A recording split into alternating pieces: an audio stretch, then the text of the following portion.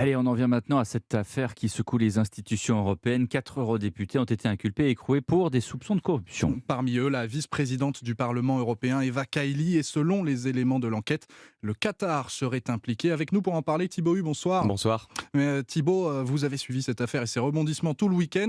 Tout est allé assez vite, hein. Ouais, Eva Kaili n'a pas pu bénéficier de son immunité parlementaire prise en flagrant délit de corruption. L'eurodéputé arrêté en possession de plusieurs sacs de billets à son domicile a déjà été sanctionné hier, privé de tous ses pouvoirs et de sa délégation. Elle représentait notamment la région du Moyen-Orient dans l'hémicycle et donc le Qatar.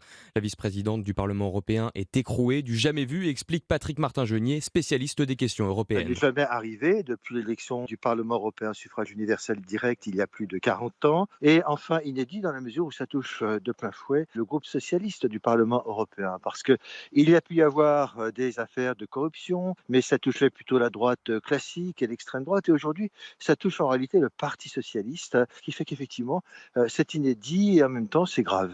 Eva Kaili a d'ores et déjà été écartée du Parti socialiste grec. Avec elle, 4 personnes ont aussi été inculpées par le parquet fédéral pour appartenance à une organisation criminelle, blanchiment d'argent et corruption. Thibaut Hu pour Europe 1.